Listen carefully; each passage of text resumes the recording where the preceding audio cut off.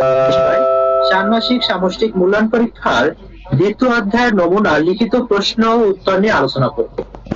তোমাদের ডিজিটাল প্রযুক্তি বিষয়ের পরীক্ষাটি অনুষ্ঠিত হবে জুলাই মাসের 6 তারিখে। আর আজকের এই ভিডিওটি তোমাদের জন্য খুবই গুরুত্বপূর্ণ, তাই তোমরা অবশ্যই ভিডিওটি না টেনে শেষ পর্যন্ত দেখবে এবং চ্যানেলটিকে সাবস্ক্রাইব করে সাথেই থাকবে।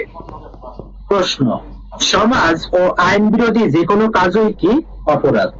সমাজে তথ্য যে কোনো মানুষের কেমন সম্পদ? সবচেয়ে মূল্যবান। যেসব অপরাধ অনলাইন বা ইন্টারনেট মাধ্যম ব্যবহার করায় হয়ে থাকে সেগুলিকে কি বলে? সাইবার অপরাধ। কোন মাধ্যম ব্যবহার করে জীবনকে অনেক সহজ ও উন্নত করা যায়? ডিজিটাল মাধ্যম। ডিজিটাল মাধ্যমে তথ্য আদান প্রদানের সময় প্রাপক এবং প্রেরকের মধ্যবর্তী কেউ তা আড়ি পেতে চুরি করার প্রক্রিয়াটিকে কি বলা হয়? এটা ইন্টারসেপশন।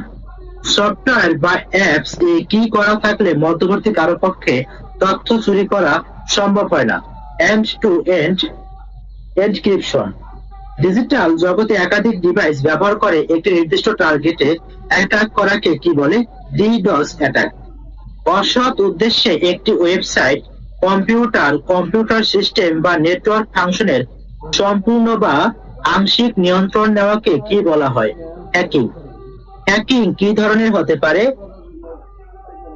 ভালো মন্দ উভয় ধরনের। ম্যালওয়্যার কি ধরনের সফটওয়্যার? ক্ষতিকর সফটওয়্যার। কোন যুগে বদলে যাচ্ছে মানুষের জীবনাচার, মনোবৃত্তি এবং চিন্তা জগৎ? প্রযুক্তির উৎসর্গতার যুগে। ডিজিটাল প্রযুক্তি ব্যবহার করে কাউকে হয়রানি করা কি একটি অপরাধ? ডিজিটাল যোগাযোগ মাধ্যমের সাহায্যে কাউকে উত্ত্যক্ত করাকে কি বলা হয়? Cyber bullying. মিথ্যা বাক্য ব্যবহার করে কোনো ভুল ঘটনা অশুদ্ধ তথ্যের মাধ্যমে উপস্থাপনকে কি বলা হয়? Fake news. সাইবার বুলিং এর জন্য বাংলাদেশে কি ধরনের শাস্তির আইন রয়েছে? কঠোর শাস্তি। কি ধরনের নিউজ বিস্তার অত্যন্ত দ্রুততার সাথে ঘটেছে? Fake news. কি ব্যবহার করে ঘটা ফেক নিউজের ফলে পৃথিবীব্যাপী অনেক রাজনৈতিক ও ধর্মীয় সংঘাতের জন্ম দিয়েছে? ইন্টারনেট। ব্যক্তি বা প্রতিষ্ঠানের কি নাম ধারণ করে বিভিন্ন ধরনের মিথ্যা খবর বা গুজব রটিয়ে দেওয়া হয়? নকল বা ছদ্মনাম। অনলাইনে কোনো পোস্ট বা খবর দেখলে কি করা উচিত? যাচাই করা।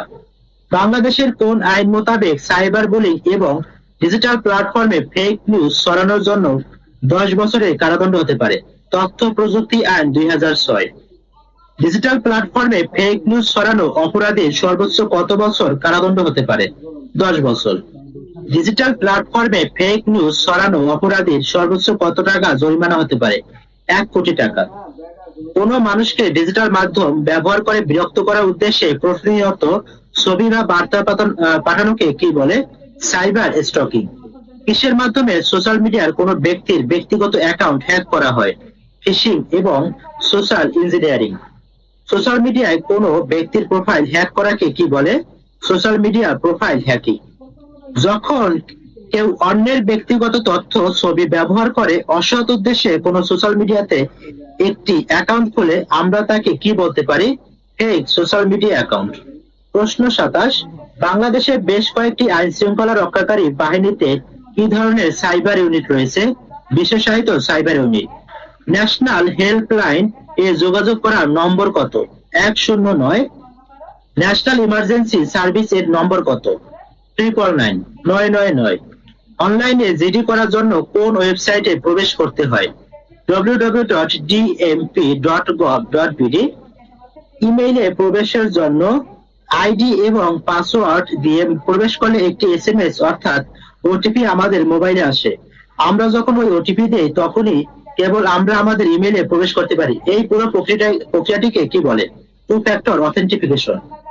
ওটিপি যেটাকে বলা হয় অন টাইম পাসওয়ার্ড কত ডিজিটের হয়ে থাকে? 6 ডিজিট। কোনো কারণে একটি অ্যাকাউন্টের পাসওয়ার্ড ভুলে গেলে কি করা যায়? ID recover. কি চালু থাকলে সাইবার অপরাধীর পক্ষে কোনো আইডি হ্যাক করা বেশ কঠিন হয়ে যায়? Two factor authentication. বর্তমান সময় কিসের ব্যবহার খুবই স্বাভাবিক একটি বিষয়? সোশ্যাল মিডিয়ার ব্যবহার।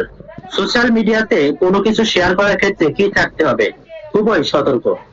হ্যাকাররা আমাদের সোশ্যাল মিডিয়ায় আপলোডকৃত বিভিন্ন তথ্য কিসের মাধ্যমে আমাদের অর্থ হাতিয়ে নেয়? Social engineering. সফটওয়্যারে বিনামূল্যে ট্রায়াল ভার্সনের সময়সীমা অতিবাহিত হলে সম্পাদিত ভিডিওতে কি মার্ক থাকে? জলছাপ বা ওয়াটারমার্ক থাকে।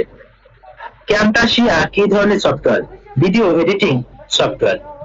যত বেশি ভিডিও এডিটিং অনুশীলন করা হবে তত বেশি কি হওয়া যায়? দক্ষ। ক্যামটামিয়ায় ইমেল আইডি দিয়ে সাইন ইন করলে কয়দিনের জন্য ট্রায়াল ভার্সন ব্যবহার করা যাবে? 3 দিনের জন্য। ক্যামটাসিয়া শব্দ সম্পাদনের জন্য কোন অংশে ক্লিক করতে হয়? এডিট অডিও অংশে। ক্যামটাসিয়ায় ফাইল এক্সপোর্ট করা শেষ হলে সফটওয়্যারটি কি করতে হবে? ক্লোজ করতে হবে।